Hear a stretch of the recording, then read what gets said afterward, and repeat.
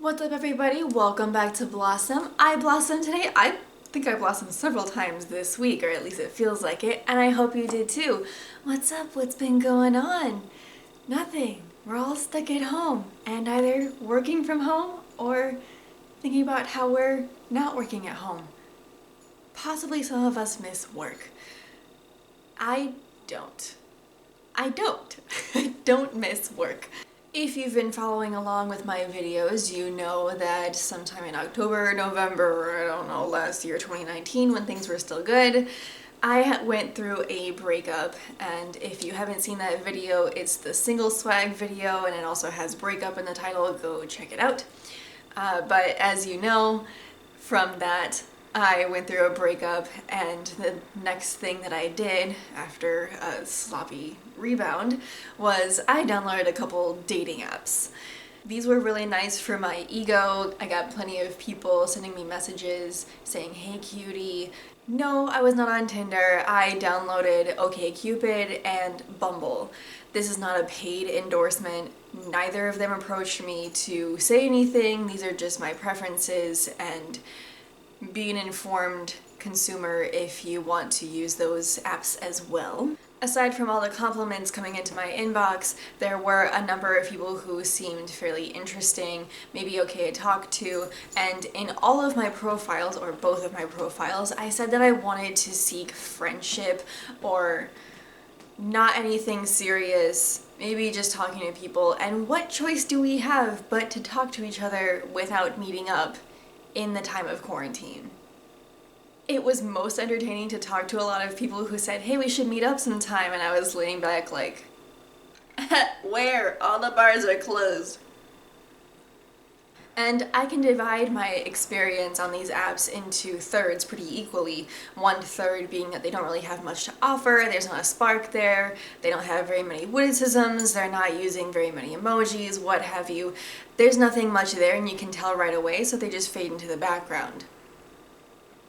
The second third being that they might have something more substantial, but it's all conditional that they want to meet up, and that's not really possible right now. The third being those ones who I would categorize as fuckboys, the people who are going to be shoved into the friend zone and they might have some feelings about it, or the people who are just plain entertaining because of how baffling some of their responses can be. One lesson that I hope everybody has learned by the age of 18 in the 21st century is that you should believe women.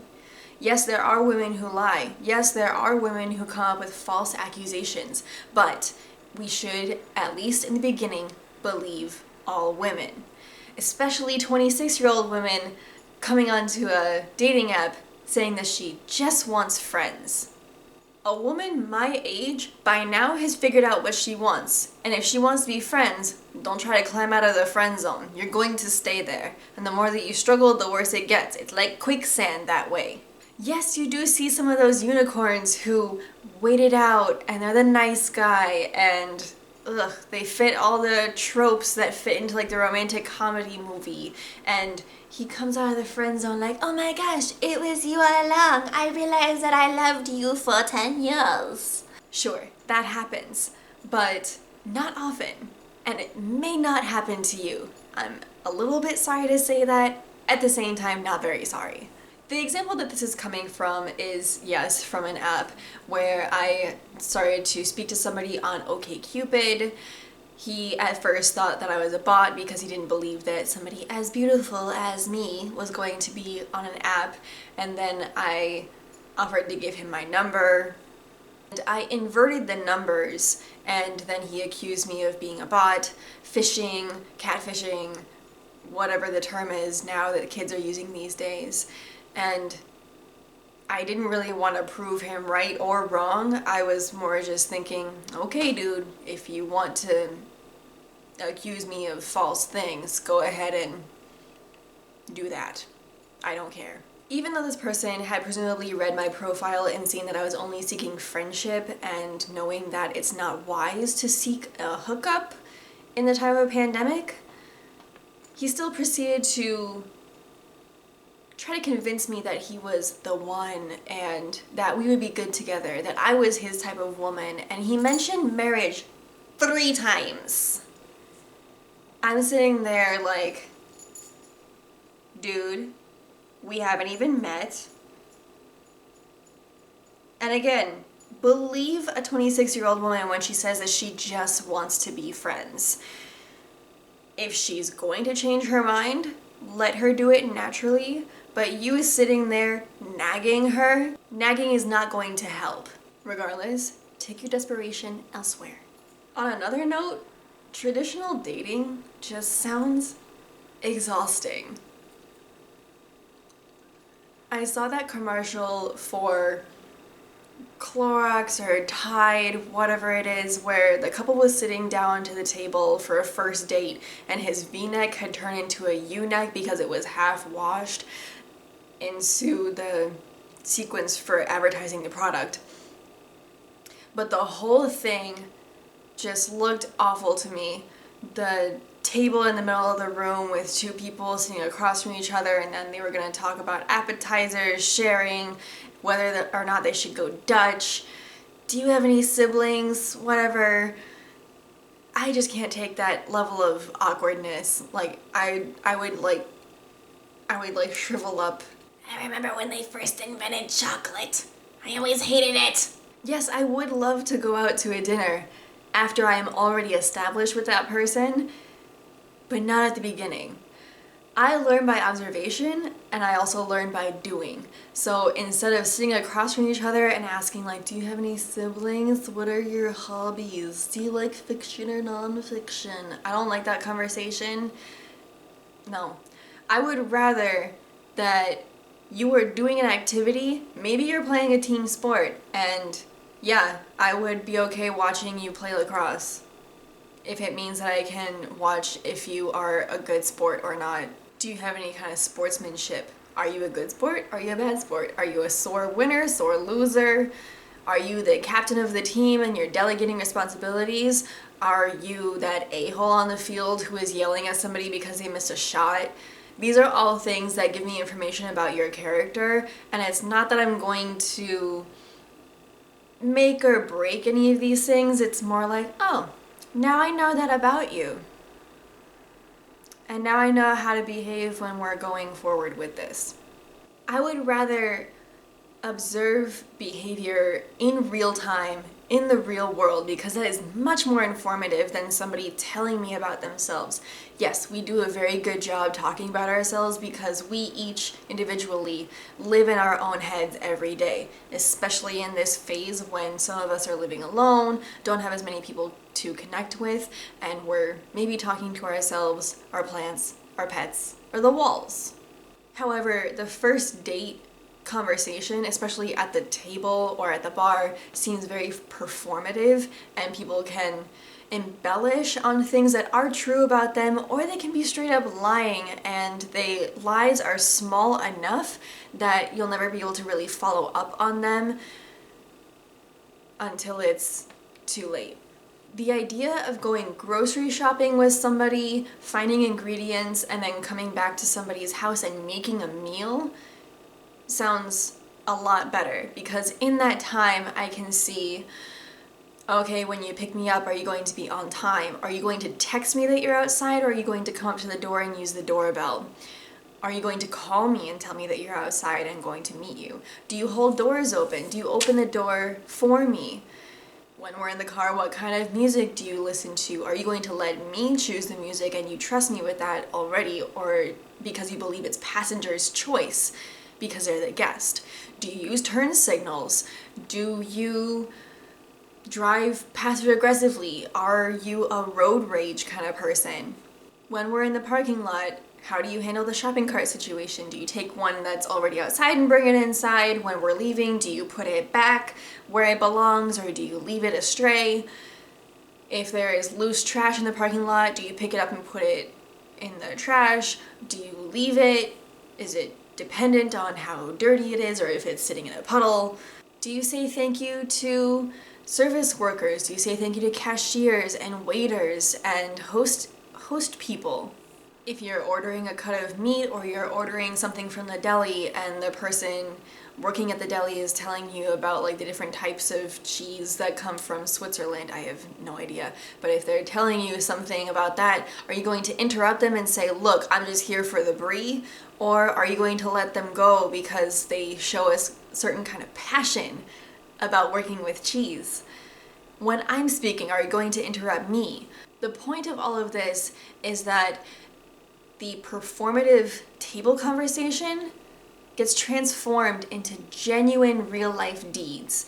Granted, some of these deeds in the real world can be performative. Somebody can think, because somebody is with me, I'm going to be extra nice, or I'm going to be on my best behavior as if like my grandma was here.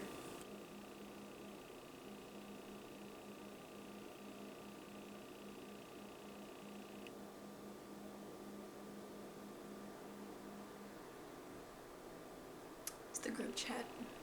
My phone's blowing up. The other appealing factor about real life everyday deeds is that they are harder to keep up. It's harder to keep up a facade if you are not genuine about it. If you really do put the shopping cart back every time, it'll be a habit that you just effortlessly do and you pay no mind to it. You do it without thinking because you have built up a habit. However, if there was hesitation before you did it or you tried to make a big deal out of it, like, look, I put it back, it's going to be fairly obvious that you don't do it all the time and you are wanting attention from it. The performative first date table conversation can be filled with little details that are small enough that they can be forgotten, and so if you are ever to be held accountable about them, you can say very easily, I misspoke, you misheard me, it wasn't like that at the time, things have changed now. For example, if you said, I have a good relationship with my siblings, and then when your partner does meet your siblings, you guys are on the rocks.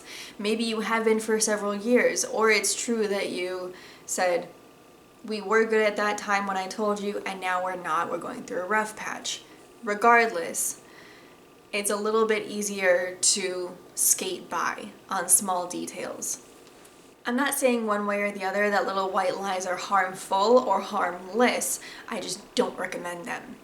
This is one more thing out of a list of many things that I've noticed in my 26 years of being on Earth that are just my preferences, and they're things that have been changing in the last couple of years that I have been going through this quarter life crisis.